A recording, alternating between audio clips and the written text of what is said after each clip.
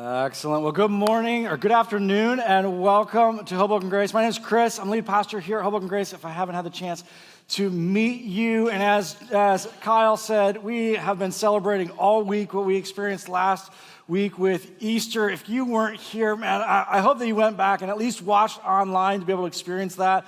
I told our staff after the day was over, I thought it was our best Easter ever here at Hoboken Grace. Oh, that's 15 years. I thought it was such a powerful day, such a powerful weekend as we moved through that weekend together. And on Easter, we launched this new conversation called Break Free. And we talked about this reality that there's something inside of us that craves to be alive. And at the same time, there's an awareness that although we may be breathing, if you were to ask us this question, okay, are you truly living? Are you fully alive? That's something different. But then we looked at how Jesus, as he comes out of that tomb and as he conquers all that would hold us captive, all that would oppress us, that he brings to us this message of life. As a matter of fact, in John chapter 14, you hear him talking about this. It said, Jesus answered, I am the way, the truth, and the life. No one comes to the Father except through me. And you see him calling them to this reality that, no, I am life. And I want for you to know what it is to be alive. I am the way, the truth, and the life. And over and over again, he says, I want for you to know life. And even when you look at his mission statement that we looked at last week, how he launches his public ministry, he's talking about these words that are connected with life. Luke chapter 4 says this, it says, the Spirit of the Lord is upon me, for he has anointed me to bring good news to the poor. He has sent me to proclaim that the captives will be released, that the blind will see, that the oppressed will be set free. And he launches his ministry and he says, no, I'm here for you to be able to be released from that which would hold you captive, for you to be set free from that which would oppress you, for you to be able to see the beauty of what I've created you to be and to do. And he speaks these words of life into us. He says, I want for you to know freedom. I want you to know what it is to be alive. And he walks out of that tomb. He conquers sin, death, and guilt, and shame, all that would oppress us. And he invites us. And this is where it begins. This is really important. We talked about this last week. This is where it begins because he invites us into his kingdom to recognize him for who he actually is as the King of Kings and the Lord of Lords. We saw how as Paul was writing to the church in Rome, he calls us out.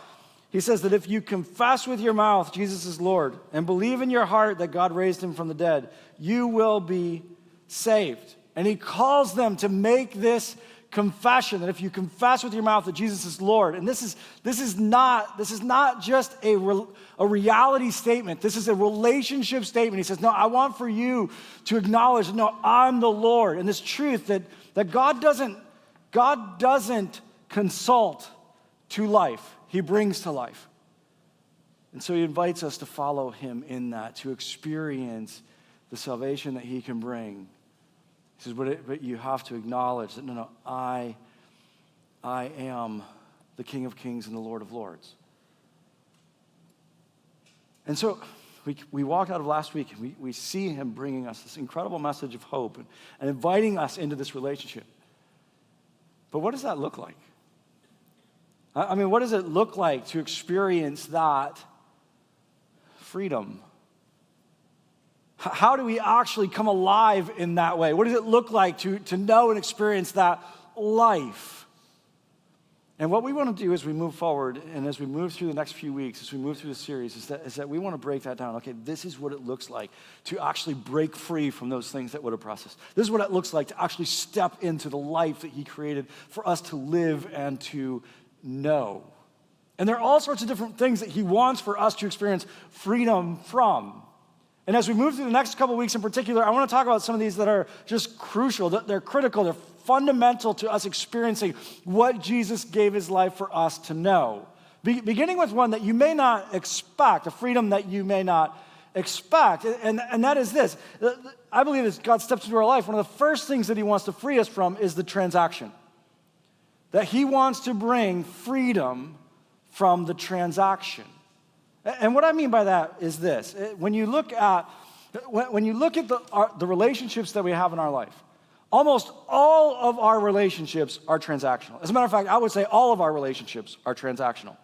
In other words, I'm going to do something for you, and then I expect for you to do something back for me. I'm going to love you, and you're going to love me. And we understand that this is how relationships work. Barney taught us this. I love you, you love me, we're a happy family. That's how relationships work. That's how all of our relationships work. And sometimes we have a really high expectation of what we're going to get back, and sometimes we have a lower expectations, but it's still there in every relationship. And sometimes people will come to me and say, well, this is just, I feel like I'm in a really transactional relationship. I say, okay, I understand what you mean, because it's probably that the only person only does for you so that they can get back, and there's a high level of expectation. But all relationships work this way. All of them do. And you may say, no, that's not me. I'm not transactional in my relationships. Okay, but there's a limit to that. So if every time we interact, I punch you in the face, eventually you're going to stop loving me. There's a limit.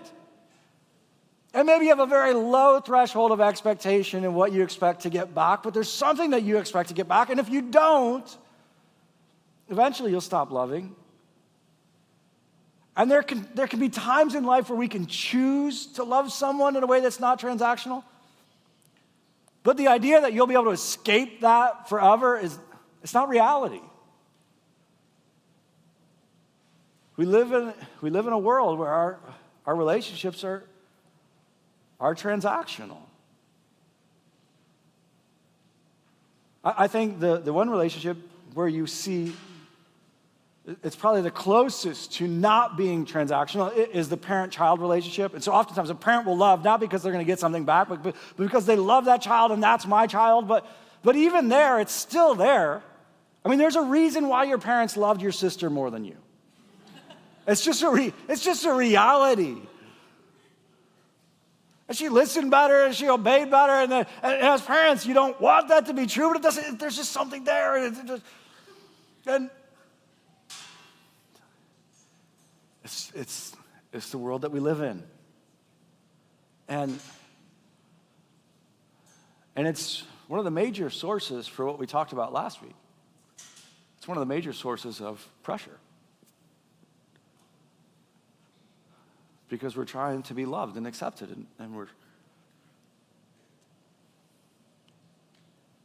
we're constantly managing that and paying attention to where we're in debt or maybe where we are owed. Trying to manage all those relationships and make sure that we're making the right transactions in order for us to be loved and accepted or liked. And sometimes it's unspoken. Sometimes it's clearly spoken. I mean, when you go to work, there's a transactional relationship there, and it's been laid out. This is the work that you do, and in response, there's compensation for that. It's interesting how that's changed over the past 15 years or so, because as we've grown more and more wealthy, compensations become less and less significant inside of that transactional relationship. And so now we go to work and we expect more than just compensation, and we expect that we're going to be encouraged, that we're going to be affirmed, and people are going to build into us and develop us. Because that's what this is the expectation in the transaction. And some of you were working for a company and all you got was compensation. You said, no, I want more than that. So you moved to a different company. Or maybe you're an employer and you know what that feels like because you're trying to figure out, okay, what is it that I have to actually provide in order for them to do the work? Some of these relationships are very clearly laid out. Some of them are not. But we're constantly trying to manage these and trying to figure out, okay, how do I make the right transactions in order for me to get what I want or what I need?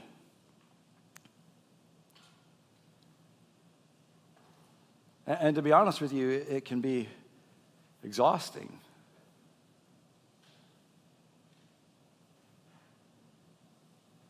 And some of you are very aware of this. Some of you aren't. Some of you just experience this subconsciously. Some of you, you're very aware of this. And so when someone gives you a gift, it doesn't feel great. You're not excited like, oh, they gave me a gift. All you're thinking is pressure. Like, now I have to figure out what to get them.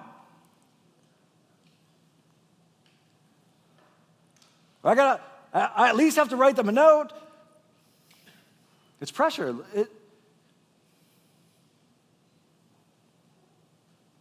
I remember I was actually interacting with my mentor once, and he had gotten me a gift, and immediately I felt that pressure because I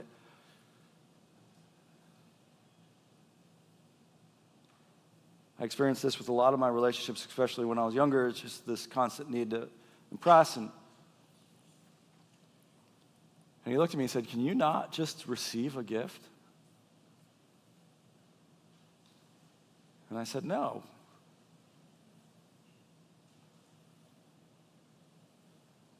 Every gift I receive is just a debt that I owe.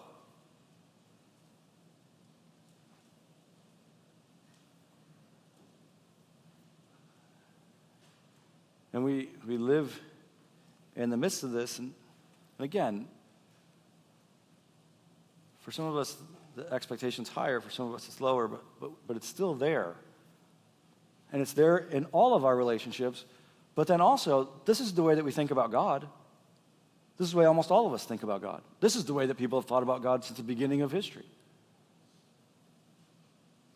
That if you want God to do something for you, well, you have to do something for him. And if you want God to accept you, and if you want God to love you, then you have to do something for him. And if you do the right thing for him, then he'll do something for you. And so if you go back and study ancient history, it's all sorts of people running around trying to figure out who God is and what you need to give to that God in order for things to go well. And if you give the right thing, then maybe your crops will grow or your family will grow or whatever it is that you're asking for, they'll actually do that for you because of the fact that you brought the right sacrifice. And if you bring the right sacrifice to the right God at the right time, then maybe you'll get lucky and they'll respond to you. It's entirely transactional. And some of you are thinking even right now, well, yeah, that's how it works. I mean, you just make sure that you do the right thing for God. That's why you're here right now. And you came to church and you think, well, maybe if I come to church enough times, and then I'll be able to ask him for it and things will go well for me. Or maybe the reason you left church is because you kept coming to church, but things didn't go well for you, and so that apparently wasn't the right sacrifice to offer to that God.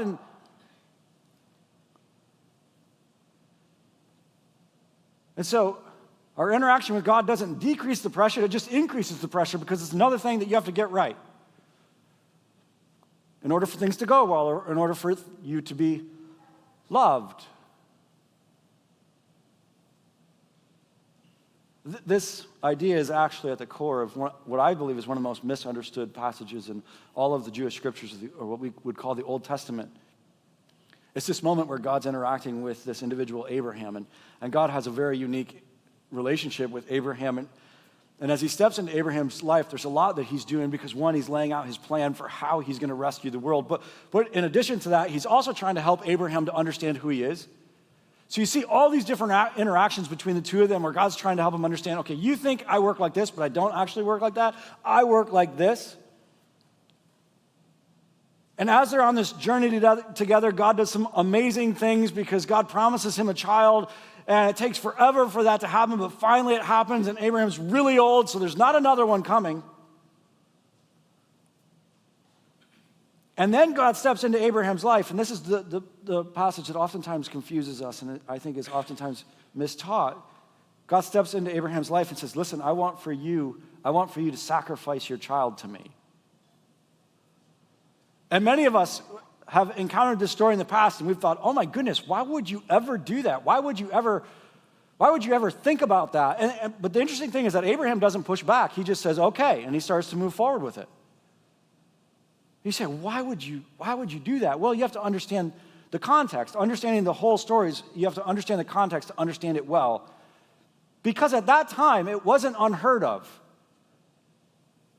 And for people in that time period, they were trying to figure out who the God was and what you would sacrifice to that God in order for things to go well. And so they tried all sorts of different things. And so sometimes it was crops that you would bring to sacrifice. Other times it was actually, there were certain gods that you worshiped them by sacrificing your child.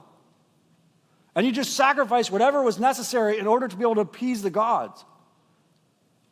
Because this is who God was. And this is how God's worked. And so when God comes to Abraham and says, listen, I want for you to sacrifice your son, Abraham doesn't think anything of it because that's how God's work. And it is interesting too, because as we read through the story, we do so with I think a little bit of a lack of integrity and honesty about who we are, because you sacrifice your kids to this God. But the reality is that we sacrifice our kids to our gods all the time. We sacrifice our kids for wealth, or we sacrifice our kids for our career, or we sacrifice our kids for our entertainment. We should probably be a little more honest with ourselves about that. But he steps in and says, this is what I want for you to do. And Abraham says, well, this is how God's work. And so he goes to do that. But just as he's about to sacrifice his son, God steps in and says, wait, stop. And many people say, well, this is a story about Abraham's faith. And part of it is about Abraham's faith. But that's not the most significant part of the story. The most significant part of the story is God stepping in and saying, Abraham, you think that this is how God's work. You think that this is who I am, that this is how I work. But that's not who I am. And you expected me to demand this of you, but that's not how I work. It's God stepping in and saying, everything that you've been told about gods and how they work, everything that you've been told about me and how I work, it's not who I am. In this moment, he does something amazing, because not only does he stop Abraham from sacrificing his son, but he provides a ram to be sacrificed instead, all of it looking forward to the sacrifice that would take place on Easter weekend. And God's saying to Abraham, he says, I know you think this relationship is about you giving to me in order to be able to win my approval or win my love. But that's not how I work. And our relationship and my love isn't going to be based on you sacrificing your son. It's going to be based on me sacrificing mine.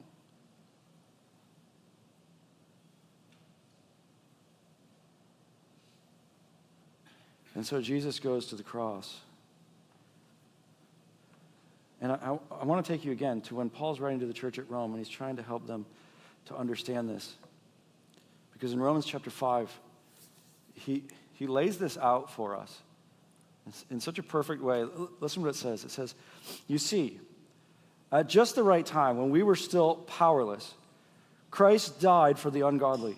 Very rarely will anyone die for a righteous man, though for a good man, someone might possibly dare to die. And here, let me stop here for a second, because I love what he's doing here. He's breaking down the fact that we work off of transaction.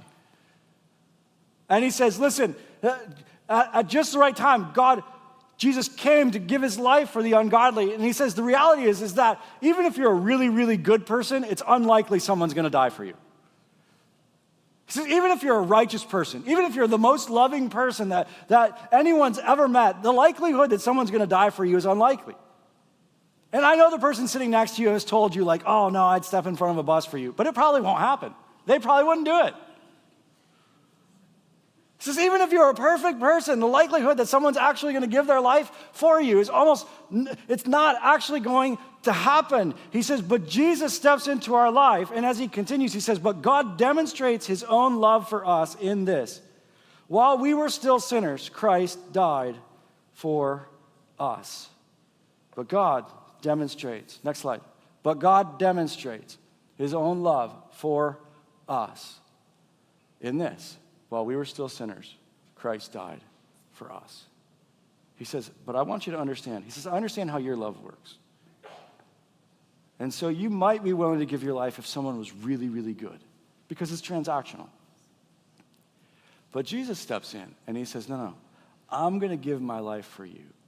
Not when you were at your best, when you were at your worst.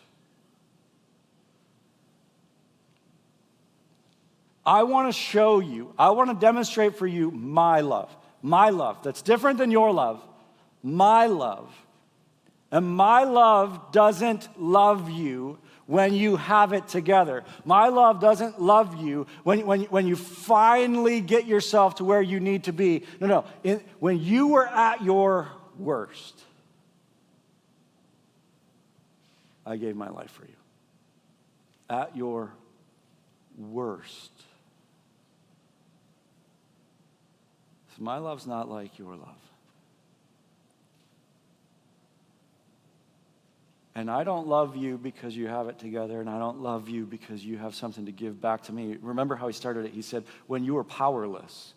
In other words, when you had nothing to offer, when you had nothing to bring to the table, when you had nothing to bring to the transaction, I came at your worst and gave my life for you. Because my love's different. Now, let me point something out, and this is very important for you to know. He invites us into a relationship. And it's not that there's no transaction. It's not that there's no transaction, because there was a transaction. Listen to how he continues. He says, since we have now been justified by his blood, how much more shall we be saved from God's wrath through him? For if, when we were God's enemies, we were reconciled to him through the death of his Son, how much more, having been reconciled, shall we be saved through his life? There was a transaction, but it wasn't something that you gave him. It was something that he gave for you. He says, I want to show you my love. My love's not like your love. And so I'm not going to love you because you get it right. I'm not going to love you for what you give to me. No, I'm going to love you because of what I've given for you.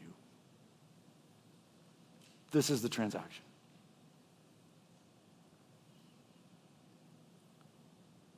And because of this, you can experience a relationship with me that's no longer transactional.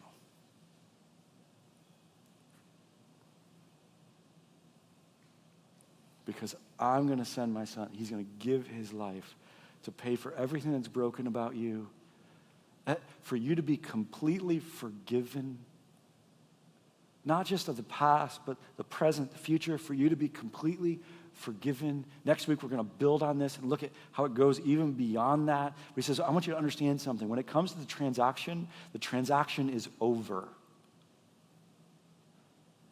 I love the way that Anthony's pastor at a church that he was at before this, I love the way that he talked about it. Anthony talked about it on Good Friday.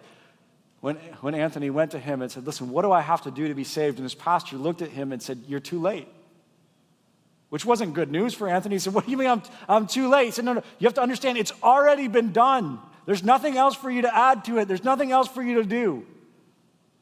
There's no more transaction.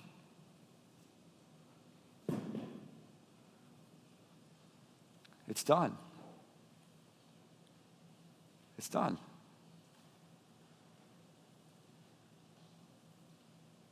And God says, no, I want a relationship with you that's free of the transaction. Where you can know that you are loved, not based on your performance this past week, not based on the decision you made last night, where you can know that you are loved forever and always. The transaction is over. That's not the way he works. And sometimes we'll say this to one another. We'll remind each other of this. Maybe you've heard this line before that we oftentimes share with one another. You can't do anything for God to love you more. And you can't do anything that would make God love you less. Maybe you've heard this said before. And you've said, man, that sounds really good. But you know what I know about you? Because it's really true about me. You don't actually believe this. You may intellectually believe this, but you don't actually believe this. You know how I know it? And this is how I check it in my own life. This is when I know it's beginning to rise up in me that I don't believe this, and I'm beginning to believe that God's transactional. It's when something bad happens in my life. When something bad happens at work or something bad happens at home, and immediately, you know what I begin to do? I begin to evaluate my performance before that happened. Immediately, I begin to go back through the week and be like, what did I do that caused God to do this? Because I clearly did something that caused God to love me less, and that's why this happened. Do you do that? Yes, you do it. All of you do it. I know you do it. We all do it. Or maybe the way that it works out is this. A little while ago, Anthony stood up here and invited you into a conversation with God. And you know what most of you did? You thought back on your last week and thought, okay, did I perform well enough for God to want to talk to me? And if you did really well this past week, you had a lot of confidence in what you're asking God for. You're like, I'm probably going to get it this week. I did well. I crushed it this week. Or you screwed up last night, and so when he invited you into the conversation, you didn't even pray.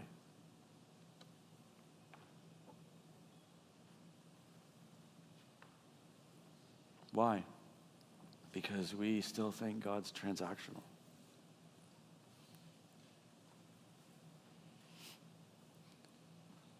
We still think his love is based on our performance. It's hard to escape. And the reason it's so hard to escape is because every relationship in your life is based on transaction. And it's really hard to believe that God could actually be different. But he says, no. If you trust me and what I did for you on that cross, my love for you never changes. It never changes. It doesn't matter what you do. He knows the mistakes that you have made. He knows the mistakes that you're going to make. I love how illogical it is when I go to God in prayer and I'm evaluating how I've done.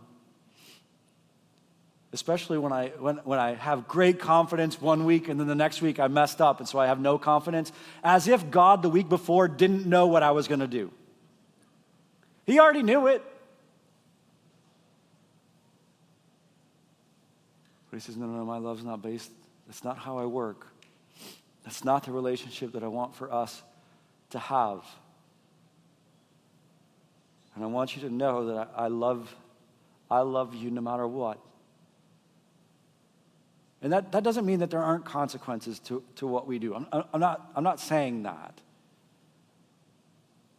Because there are. Sometimes I'll sit down with individuals and they'll come to me and they'll sit down in my office and say, man, I can't believe it. She's pregnant. I can't believe it. I'm pregnant. And they'll look at me and say, I don't understand why God doesn't love us. And I'll say, wait. This doesn't have anything to do with God loving you. Like, you understand, there's a way in which this happens.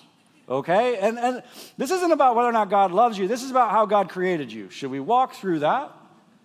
There's a consequence. That's a consequence to the decision that you made. It's a natural consequence. It's going to work out. God says, no, there's consequences to the decisions that you make, but I want you to understand this as you move through it. My love for you does not change based on your performance.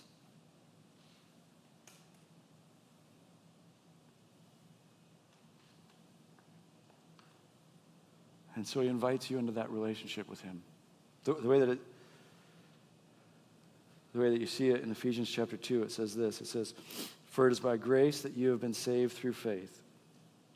And this is not of yourselves. It is the gift of God, not by works, so that no one can boast. He says, no, by grace you have been saved. This is a free gift he's bringing into your life. He says specifically, it's the gift of God, not by works. Listen to me. A proud Christian is a foolish Christian. And may not be a Christian at all. If your confidence is in the fact that you've earned it, that you were good enough in the transaction to be able to earn God's love, you have completely misunderstood what Jesus is inviting you into. So no, it's not. You don't earn this. You don't work for this. You accept it.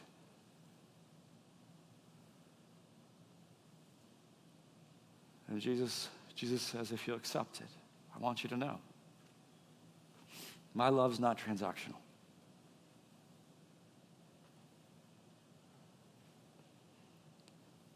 Do you believe that today?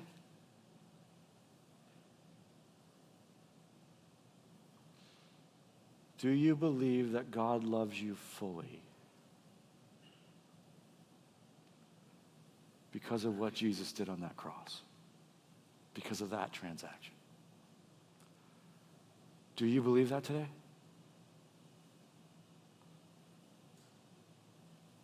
You are loved. Not you could be loved. Not you might be. Not one day. No. Right now. If you've stepped into this relationship with him, if you've trusted him, if you've said, as Paul says, no, you're the Lord of my life. You are my champion. You are my king. You're loved fully.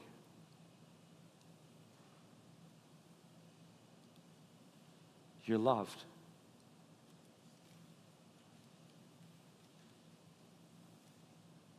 Some of us, we so struggle with that because of the mistakes that we've made. For others of you, you struggle with it because you really want to earn it. And in your pride, you want it to be about you and what you've done. To both, Jesus steps in. And he says, now, you are loved. And for those who are trying to work it, you're running and running and running. You know how hard it is to hug someone who's running? And he's trying to wrap his arms around you, and you just keep running. Stop. Stop.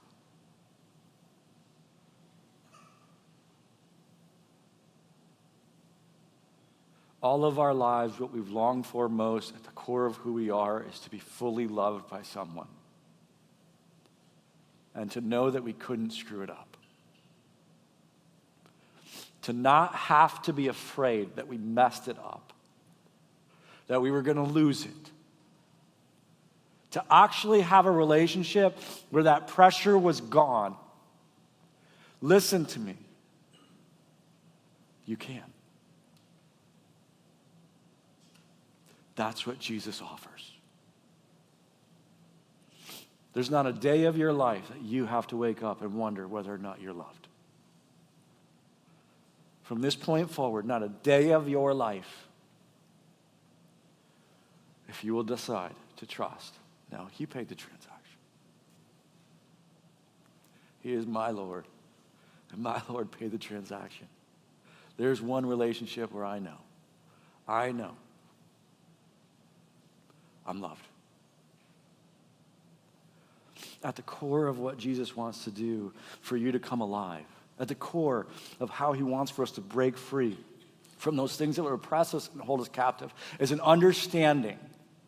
And not just an intellectual understanding, but at the core of who we are, an understanding that no. There's not a moment of my life where I'm void of love. Not a moment.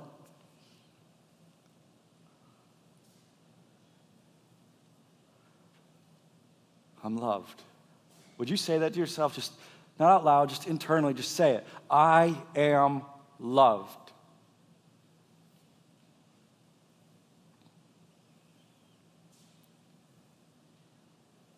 Jesus invites us into a relationship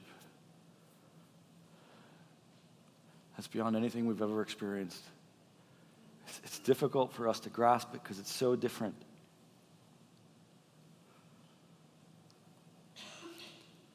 You are loved. Would you bow your heads with me?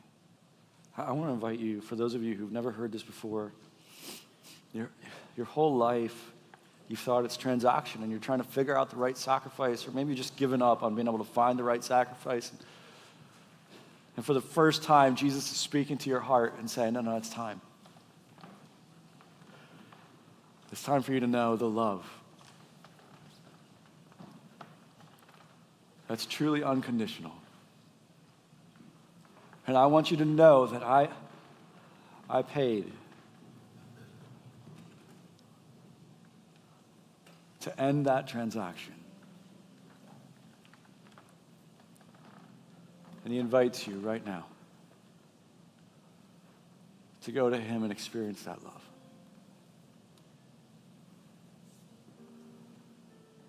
I invite you to say to him, Jesus, I recognize what you've made possible for me to be loved this way. You are the Lord of my life. I want to follow you into that. I want to know that, experience that. I want to bring that to those around me.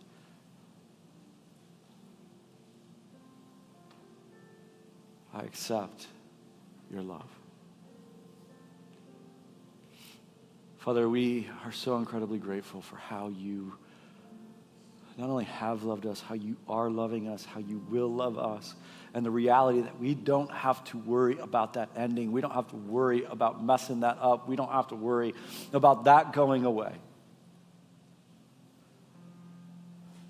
Because of how you fulfilled and therefore ended that transaction on the cross. In Jesus' name, amen.